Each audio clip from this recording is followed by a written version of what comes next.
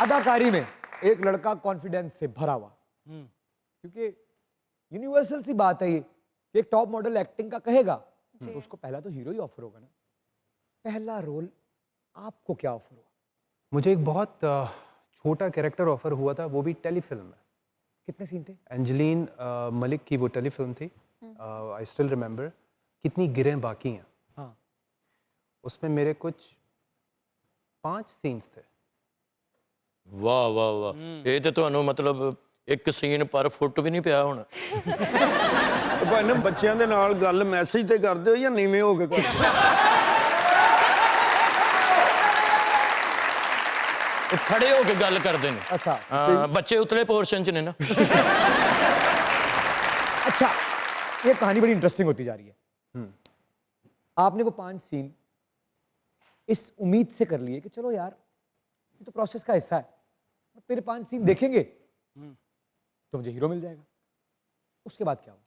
उसके बाद दोबारा उसी टेलीफिल्म में आपको कुछ 5-6 सीन्स की और एक और कैरेक्टर मिल गया। और उसके बाद क्या होता रहा? और मैं बड़ा डिसअपॉइंट हुआ। मैंने कहा ये करने में नहीं आया यहाँ पे, एक छोटे छोटे कैरेक्टर्स ये वो। आप सोचें कि मेरे जो कुलीग जो साथ में को मॉडल्स थे वो भी देखते थे और वो बड़ी हैरत करते थे जब मैं फैशन वीक वगैरह में होता था कि यार ये तुम किस तरह के कैरेक्टर कर रहे हो, तुम छोटे छोटे एक।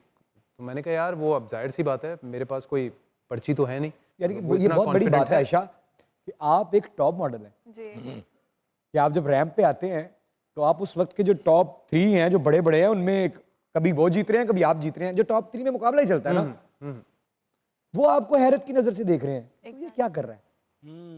बड़ी तकलीफ की बात है। बड़ी बड़ी आई वैसी। Feel sorry. और मैं बड़ा ऑनेस्टली लेकिन बड़े सब्र के साथ, पेशेंस के साथ मैंने कहा कितना ही होगा। और एक पॉइंट आया जब I started getting good characters, उसके बाद I started getting lead roles. तो अल्हम्दुलिल्लाह द होल जर्नी वाज, मैं किसी भी चीज़ के लिए मैं ये नहीं करता, मैं ये कहता हूँ कि that was a learning process, ठीक है।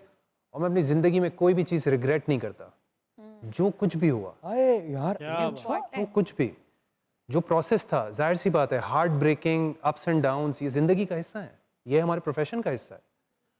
तो इस चीज़ को भी अगर आप इस तरीके से लें तो आप एज अ पर्सन कितने ग्रो करते हैं। आज यहाँ बैठ के मैं आपको बोल रहा हूँ कि एज अ पर्सन मैं कितना ग्रो हुआ हूँ, अपने काम में मैंने कितनी इंप्रूवमेंट लेकर आया हूँ।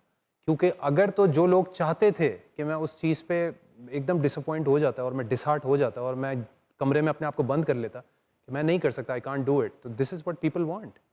Oh wow.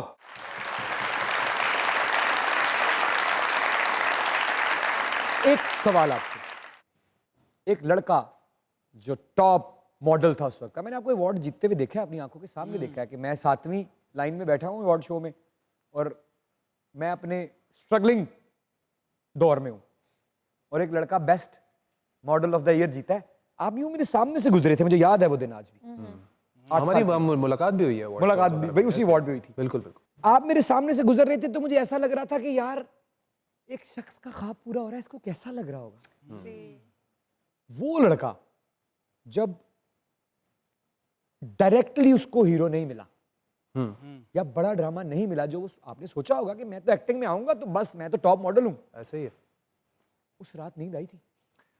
Imran, I faced a lot of challenges, बहुत डिफ़िकल्टीज। मैं अपने आप से ये सवाल कर रहा था कि मतलब क्या होगा, मैं क्या डिज़र्व नहीं करता और मुझे क्यों नहीं वो वाला रोल दिया जा रहा जो कि मुझे लगता है कि मैं कर सकता हूँ और मैंने इतना काम किया है और जो मैं लगता हूँ। और ऐसा नहीं है कि मेरे पास पोर्टफोलियो नहीं है, मेरे पास पोर्टफोलियो है। Just give me the chance, आप मुझे चांस तो दें। वाह यार ये पाकिस्तान का टॉप मॉडल कह रहा है। वो एक चांस के लिए जो है ना, बस मैं वेट कर रहा था। फिर जब मैंने मूवी की थी, उसमें जो बाकी सारे लोग थे वो बड़े कंफ्यूज थे कि इस कैरेक्टर को ये जस्टिफाई कर सकेंगे। तो नदीम बेग साहब, yes he took a stand. उन्होंने कहा मुझे पता है और मैं कह रहा हूँ कि ये कर दिखाएगा। जब मेरा पहला सीन था एंट्री का मूवी में, और आप यकीन नहीं करेंगे, first take it was done, पहले टेक में। क्या बात, क्या बात। और नदीम भाई ने उठ के ये बोला कि से इस वजह से मैंने जो है वो मैंने बोला था ना, मैंने कहा था